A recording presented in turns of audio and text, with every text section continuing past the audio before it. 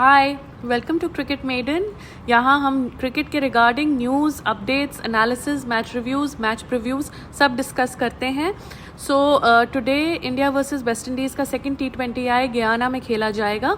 पहला T20I match हम हार गए थे, हम 4 रन से हार गए हैं। एंड उसके बाद इंडियन टीम की काफ़ी क्रिटिसिज्म हुई, हार्दिक पांड्या की काफ़ी क्रिटिसिज्म हुई है एंड राहुल द्रविड़ की टीम एक्सपेरिमेंटेशन के कारण काफ़ी क्रिटिसिज्म हुई है।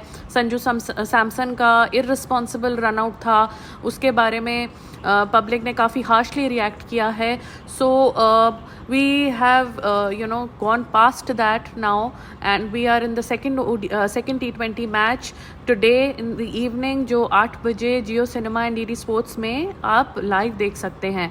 So in this video we shall discuss with our expert Krish that which is the best playing 11 for India, and should there be any changes in the playing 11 that he thinks, and should there be changes in the batting order that he thinks, and any changes in the approach to the game, उस सब के बारे में हम अपने video में discuss करेंगे। सो क्रिश, आपका आज वेलकम है। Hello everyone, welcome to the video. आज हम बात करेंगे पिछले मैच के बारे में जो काफ़ी टक्कर का मुकाबला हुआ था और भारत 4 रन से हार गई थी। आज के मैच में क्या क्या चांसेस हैं हमारे, वो उसके ऊपर बात करेंगे। कुछ गलतियां हुई थी जो भारतीय टीम की तरफ से हुई थी। हार्दिक पांड्या और बाकी की पूरी टीम और ओवर कॉन्फिडेंस में रह गई और वेस्ट इंडीज़ टीम को काफ़ी हल्के में ले लिया, जिसकी वजह से एक थप्पड़ पड़ा है हार्दिक पांड्या के मुंह पे। तो वो मैं उम्मीद करता हूँ कुछ सीख लेंगे और उन गलतियों को दोबारा से नहीं दोहराएंगे, ताकि हमारे फैंस का दिल दोबारा से ना टूटे। सो क्रिश, आज के मैच के पर्सपेक्टिव से आप क्या सजेस्ट करेंगे कि हमें कोई प्लेइंग 11 में कोई तब्दीली करनी चाहिए? यशस्वी जायसवाल को वापस टीम में आना चाहिए? Should Ishan Kishan and Shubman Gill open? Should Shubman Gill be rested? And कुछ प्लेइंग 11 में या बैटिंग ऑर्डर में बॉलिंग चेंजेस, क्या आप सजेशन करते हैं कि प्लेइंग 11 क्या होनी चाहिए और बैटिंग ऑर्डर हमारा क्या रहना चाहिए? देखो, मैं चाहूँगा कि भारतीय टीम अगर टॉस जीतती है तो पहले बल्लेबाजी करे। बैटिंग करने का फ़ायदा ये होता है कि हम स्कोर कार्ड को इतना ऊपर सेट कर देंगे, बोर्ड पे इतने रन बना सकते हो कि वेस्ट इंडीज़ टीम प्रेशर में रहेगी। रही टोटल स्कोर की बात, तो मैं देखना चाहूँगा कि 200 के अराउंड 20 ओवर में बनने चाहिए, जिस तरह की भारतीय बल्लेबाजी है। काफ़ी स्ट्रॉन्ग बैटिंग है हमारी और काफ़ी हुनर वाले खिलाड़ी हैं। तो 200 रन के आसपास का टारगेट मैं सोच के चलता हूँ कि मिलेगा वेस्ट इंडीज़ को। और अगर वेस्ट इंडीज़ पहले बैटिंग करती है तो मुझे नहीं लगता वो 200 रन चेज का टारगेट दे पाएगी, तो वही 170 के आसपास 180 का टारगेट मिल सकता है। तो what about the batting order? अगर इंडिया स्कोर सेट करती है, चेज करती है, तो आप कुछ तब्दीली करना चाहेंगे पिछले बैटिंग ऑर्डर से? देखो, मैं चाहूँगा कि अगर जायसवाल को मौका दिया जाए तो जायसवाल ओपनिंग करे और शुभमन गिल या ईशान किशन उनके साथ ओपनिंग स्टार्ट दे सकते हैं। 1 डाउन पे मैं सूर्य कुमार यादव को ही देखना चाहूँगा, जो कि हमारे T20 स्पेशलिस्ट भी है। और 4 नंबर थोड़ा सा फ्लेक्सिबल होता है कि डिपेंड करता है कि विकेट्स कब गिरती है। तो अगर विकेट्स अर्ली गिर जाती है तो हार्दिक पांड्या को आना चाहिए। अगर विकेट्स थोड़ी सी लेट गिरती है, 10 ओवर के बाद गिरती है, तो वहाँ पे संजू सैमसन को मौका देना चाहिए, क्योंकि तिलक वर्मा और जो संजू सैमसन है वो उनमें ऐसा हुनर है। IPL के इतने मैचेस खेलते हैं T20 फॉर्मेट में, वो लंबे लंबे हिट्स मार लेते हैं। हार्दिक पांड्या जब आते हैं तो उनको थोड़ा सा टाइम लेते हैं, बाद में रन बढ़ा सकते हैं, बड़े हिट्स मार सकते हैं। तो टैलेंट सभी में है, लेकिन अगर तिलक वर्मा और संजू सैमसन का बैटिंग ऑर्डर ऊपर देखने को मिलेगा तो डेफिनेटली 200 और 200 प्लस का स्कोर हमें देखने को मिल सकता है आज के मैच में। Okay, thank you. तो हमारा नेक्स्ट क्वेश्चन आपसे ये है कि आप जानते हैं कि पहले मैच के बाद इंडिया की सिवियर क्रिटिसिज्म हुई थी जब वो हार गए थे, 4 रन से हार गए थे। राहुल द्रविड़ की भी हुई थी एंड हार्दिक पांड्या की भी हुई थी। बहुत लोगों ने ऐसा कहा कि हार्दिक पांड्या ने मैच सीरियसली नहीं लिया है, जिसके वजह से हम को इतनी एम्बैरसमेंट फेस करनी पड़ी। तो आपको लगता है कि इतनी क्रिटिसिज्म के बाद द्रविड़ या पांड्या या बाकी टीम के सीनियर प्लेयर्स हैं जैसे सूर्य कुमार यादव, उनके एटीट्यूड में एंड उनकी परफॉर्मेंस में कोई चेंज आएगा? देखो, मैं आपको बताना चाहूँगा कि जब किसी टीम की परफॉर्मेंस ख़राब होती है तो उसमें सबसे पहले लीडर को पकड़ा जाता है, और लीडर्स में हमारे पास हार्दिक पांड्या और राहुल द्रविड़ है। तो राहुल द्रविड़ के ऊपर उंगली उठाना मैं समझूँगा कि गलत नहीं है, क्योंकि जिस तरीके से वो बदलाव करते हैं, बैक टू बैक बदलाव करते हैं, मैं थोड़ा सा उनको क्रिटिसाइज और करूँगा कि अब देखो T20 वर्ल्ड कप था 2022 ऑस्ट्रेलिया में, वहाँ पे टेस्ट प्लेयर हमारे अश्विन को खिला दिया गया। अब हमारा टेस्ट चैंपियनशिप का फाइनल था, अश्विन नंबर 1 खिलाड़ी है, उनको मौका ही नहीं दिया। तो मुझे थोड़ी सी उनके बदलाव करने की रणनीति पे थोड़ा सा क्वेश्चन मार्क है।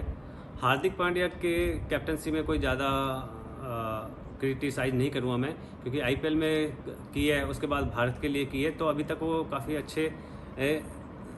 अच्छा हुनर दिखाया है उन्होंने। ठीक है, अब हारने की बात की जाए तो ये होता है कि एक टीम गेम होता है, तो टीम एफर्ट भी चाहिए होता है, जो कि बाकी खिलाड़ियों की तरफ से हमें देखने को नहीं मिला, जिसकी वजह से हम हारे। मैं बात कर सकता हूँ, स्काई थोड़ा सा इनिंग बिल्डअप करते तो हम वो मैच आसानी से जीत जाते।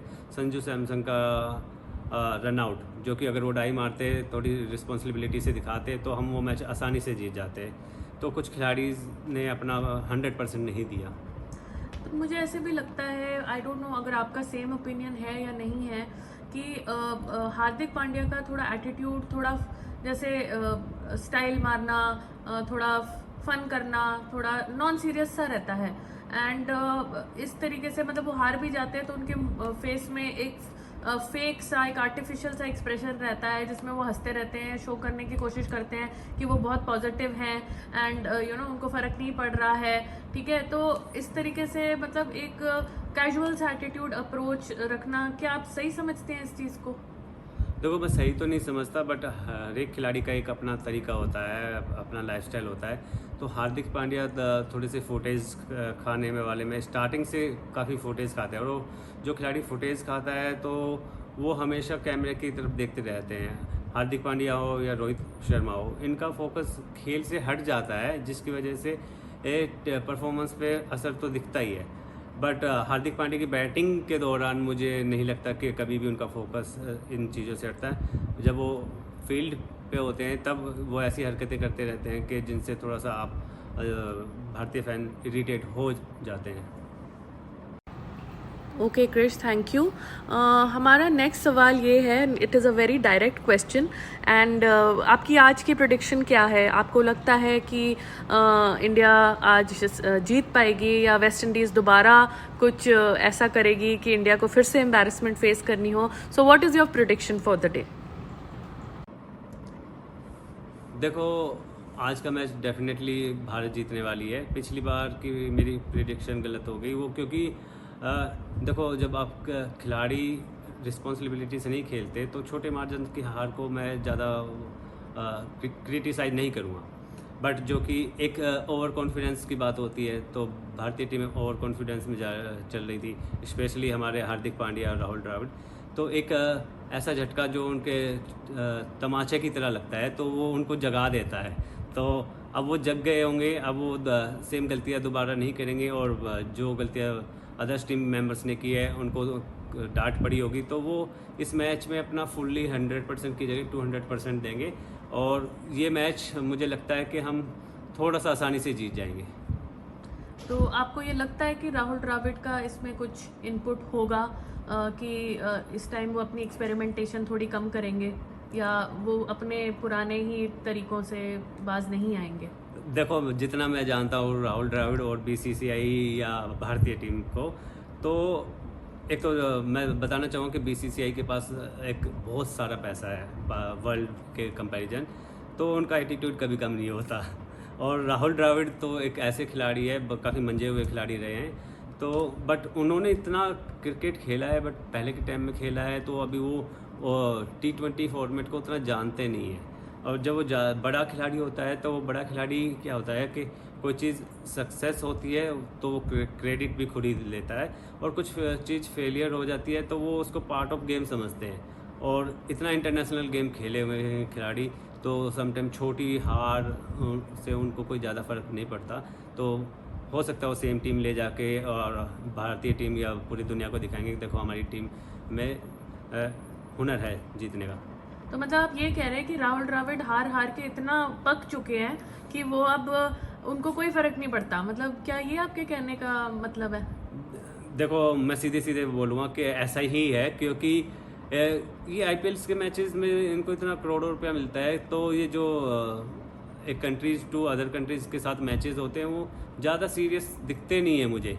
अगर मैं बात करूँ विराट कोहली का जोश एकदम अलग से दिखता था फील्ड पे। बैटिंग के दौरान उनके खुद से बैट से रन आ रहे हों या कोई उनका टीममेट रन बना रहा हो, उनका जोश एकदम हाई रहता था। तो ऐसे जोशीले कैप्टन और खिलाड़ी की ज़रूरत होती है। मुझे नहीं दिखाई दिया किसी और कैप्टन में कि वो ऐसा कुछ आया है।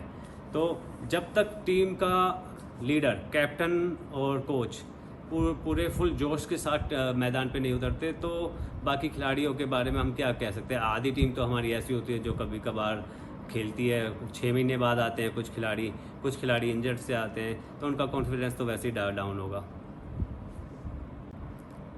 तो मैं स्पेशली हमारी जर्नलिस्ट शिवानी से पूछना चाहूँगा, इनके तो राहुल द्रविड़ इतने फेवरेट रहे हैं, मतलब बचपन से उनको फॉलो करते आ रहे हैं। क्या आप उनकी एज ए कोच उनकी परफॉर्मेंस से खुश हैं?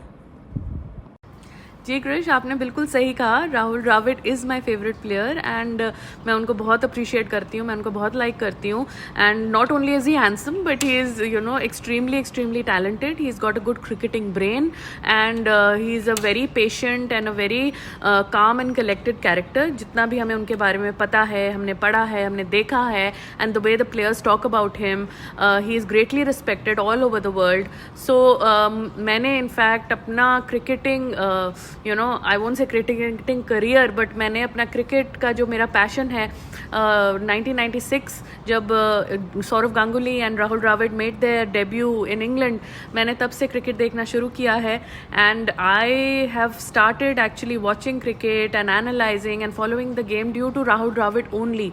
सो yes, you can say that जब द्रविड़ कोच बने थे मैं बहुत एक्साइटेड थी। उनका record in the under 19 team and the junior levels, the domestic cricket, उनमें he's got a phenomenal record there and he's trained a lot of players like Rishabh Pant and Sanju Samson and Shubman Gill. They swear by him. So I was extremely excited jab Rahul Dravid was appointed as the coach of the national team and seniors team. So but however it has not been a very pleasant ride. I have to admit that Rahul Dravid as a player and Rahul Dravid as a coach में बहुत बड़ा अंतर है and he has not delivered as per expectations. बहुत ज़्यादा experimentations हैं team में, बहुत ज़्यादा हेर फेर बदल फेर चेंजेस होते हैं, जिसके वजह से स्टेबिलिटी नहीं होती, लोगों को कॉन्फिडेंस नहीं है कि आज वो टीम टीम को जिताएंगे तो अगले मैच में खेलेंगे कि नहीं। एक इंसिडेंट मुझे याद आता है बिगनिंग ऑफ द ईयर जब कुलदीप यादव ने बांग्लादेश के अगेंस्ट एक बहुत इंपॉर्टेंट मैच जिताया था हमें। वो मैच बहुत ज़रूरी था और नेक्स्ट मैच में उनको ड्रॉप कर दिया गया था।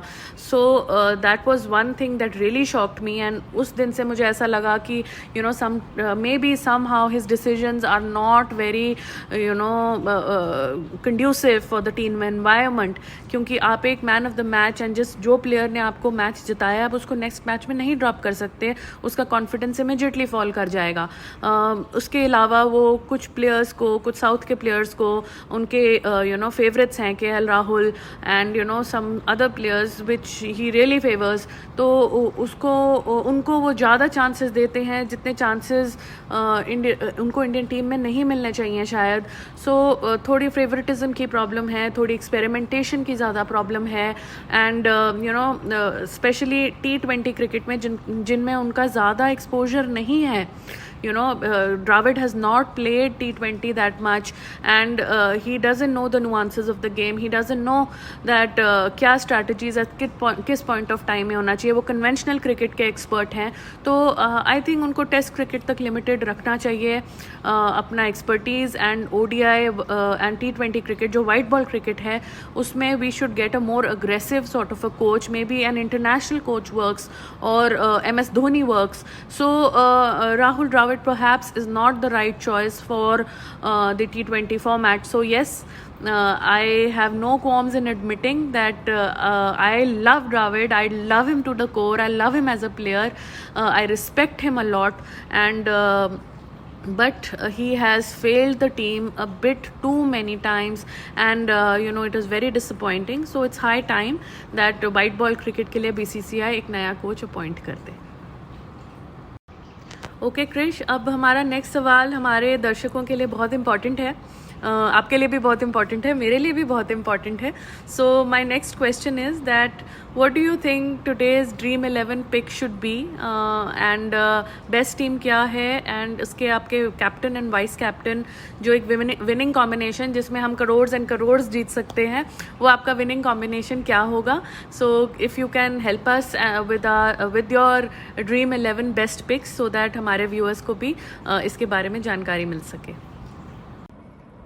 तो ड्रीम 11 में मैं वेस्ट इंडीज़ के कुछ खिलाड़ी डालना चाहूँगा, जिसमें मैं पावेल का नाम लेना चाहूँगा, पूरन का नाम लेना चाहूँगा, और उनके जो शेपर्ड बहुत ही अच्छा कर रहे हैं उनका नाम लेना चाहूँगा, और मायर्स को मैं अभी भी जगह दूंगा क्योंकि वो ओपनिंग आते हैं और बड़े बड़े हिट्स लगा लेते हैं. इंडिया की साइड से मैं अगर जायसवाल खेलते तो जायसवाल और गिल, ईशान किशन, इन तीनों में से कोई भी दो खेलते, दोनों को ही ड्रीम 11 में डालूंगा मैं. और स्काई सूर्य कुमार यादव जो कि मेरी टीम के कैप्टन भी रहेंगे, हार्दिक पांड्या, तिलक वर्मा, ये हमारे मिडल ऑर्डर में रहेंगे. एंड में अर्शदीप और कुलदीप या चहल में से एक खिलाड़ी. तो ये मेरी टीम के ड्रीम 11 के टीम के खिलाड़ी होंगे.